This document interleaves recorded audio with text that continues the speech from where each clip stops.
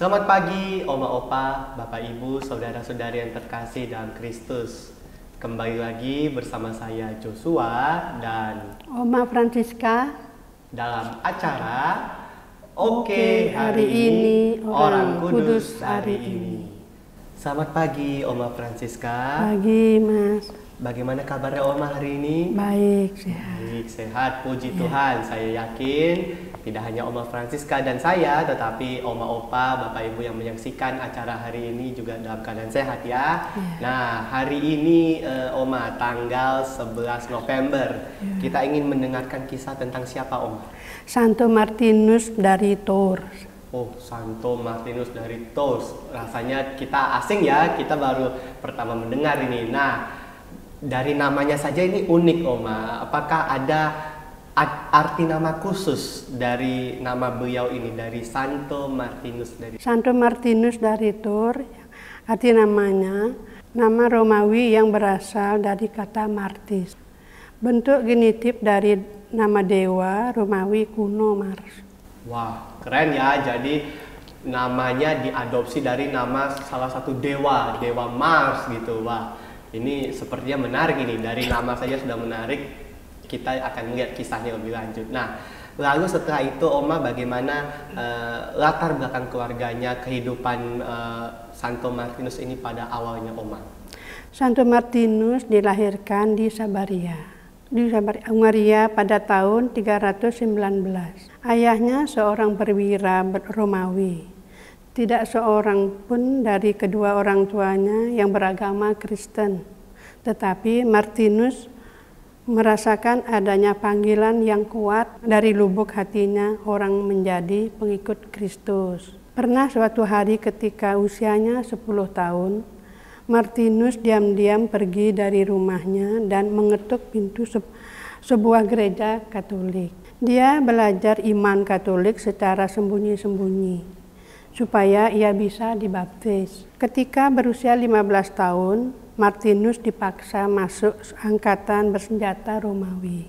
Padahal Martinus tidak suka orang saling membunuh dalam peperangan. Kita sudah mendengar sepenggal kisah awal dari kehidupan Santo Martinus bahwa beliau berasal dari keluarga yang bukan Kristen, tetapi beliau ingin sekali belajar tentang iman Kristiani. Bahkan tadi Oma Francisca menceritakan sembunyi-sembunyi begitu. Nah, lalu selanjutnya Oma, bagaimana setelah di masa mudanya Santo Martinus ini belajar iman Kristiani? Apakah ada panggilan dalam hidupnya dalam menjalani hidup Kristiani itu Oma?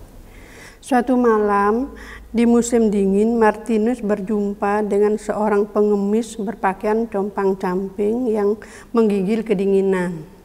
Martinus menghentikan kudanya dan melepaskan mantel wolnya yang indah dengan pedangnya. Ia menyobek mantelnya itu menjadi 2 bagian dan kemudian memberikan yang sebagian kepada si pengemis yang segera menerimanya dengan gembira. Malam itu Martinus bermimpi. Dalam mimpinya, Yesus mengenakan belahan mantel yang ia berikan kepada si pengemis siang tadi. Yesus berkata kepada para malaikat dan para kudus yang mengelilinginya, "Lihat mantel yang diberikan Martinus kepadaku, padahal ia masih seorang katakumen," atau artinya calon baptis. Pada esok harinya, Martinus mencari seorang imam dan memohon untuk dibaptis. Ia lalu mengundurkan diri dari dunia ketentaraan sebab katanya, "Aku ini laskar Kristus, karena itu tidak patut aku berperang."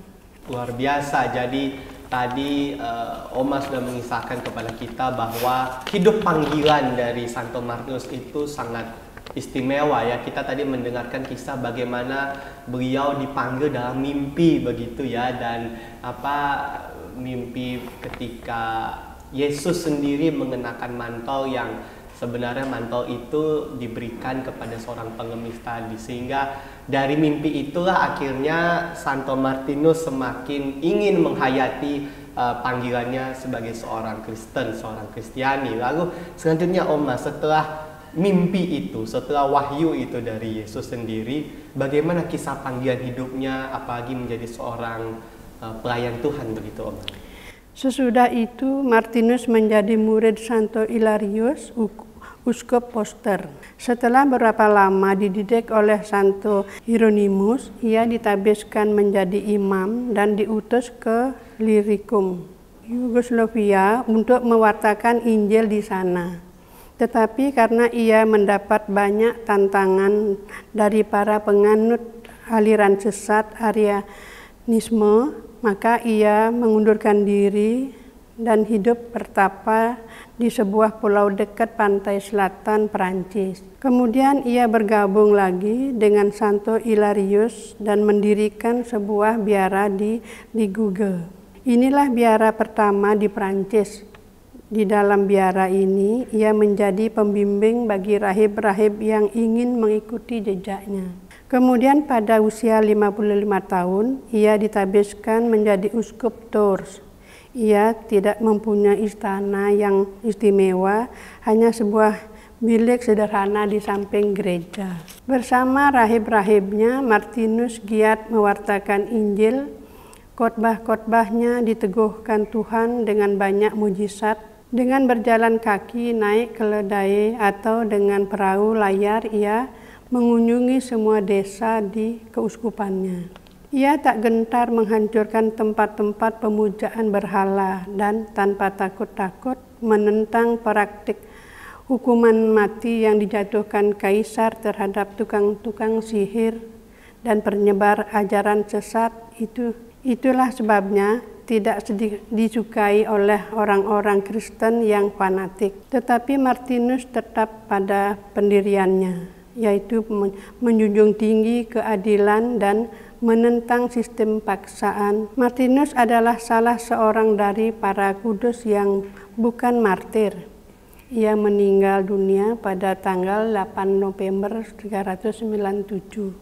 Baik, luar biasa. Jadi kita sudah mendengarkan bagaimana kisah panggilan dari Santo Martinus itu dari murid. Kalau boleh tadi saya tanya kembali Oma, tadi murid dari Santo siapa? Santo Martinus ini murid dari uskup siapa Oma? Hilarius. Uskup Hilarius ya. Jadi dari murid uskup Hilarius kemudian akhirnya ingin menjadi pelayan, bahkan menjadi imam dan jadi uskup akhirnya juga uskup di Tours begitu ya Oma ya, sehingga beliau kemudian dikenal sebagai Santo Martinus dari Tours begitu. Nah, kita sudah mendengarkan bagaimana kisah pelayanan luar biasa, bahkan tadi Oma menyampaikan bahwa beliau meskipun sebagai seorang uskup tidak identik dengan kemewahan begitu ya. Tadi tempat tinggalnya sangat sederhana, bahkan pelayanannya dengan berjalan kaki. Jadi luar biasa sekali pelayanan beliau. Lalu akhirnya Oma, setelah beliau wafat, beliau meninggal, bagaimana bentuk penghormatan kepada beliau sehingga beliau kemudian kita hormati sebagai seorang kudus, seorang santo begitu Oma? Pada peziarah mengunjungi makam uskup yang kudus ini dan banyak mujizat mulai dilaporkan terjadi melalui perantaraannya. Ketika jumlah peziarah semakin bertambah banyak, gereja Perancis lalu membangun sebuah basilika yang megah di Tours.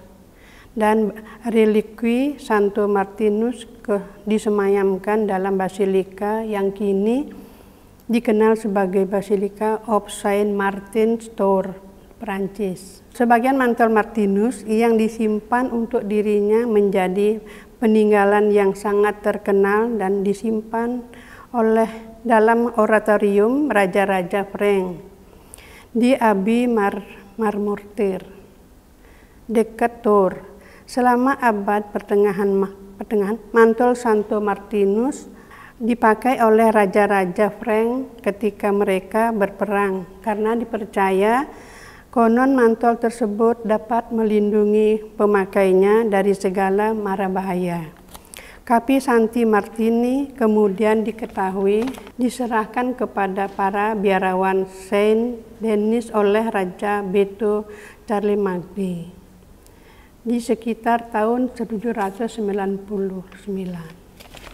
Baik, luar biasa, sehingga kita sudah mendengarkan bagaimana kisah akhirnya Santo Martinus dari Tours dihormati gereja karena kesederhanaannya, karena pelayanan yang luar biasa. Bahkan tadi Oma sudah mengisahkan banyak mukjizat yang terjadi berkat perantaraan Santo Martinus dari Tours, dan semoga kisah yang luar biasa ini menjadi inspirasi bagi kita semua.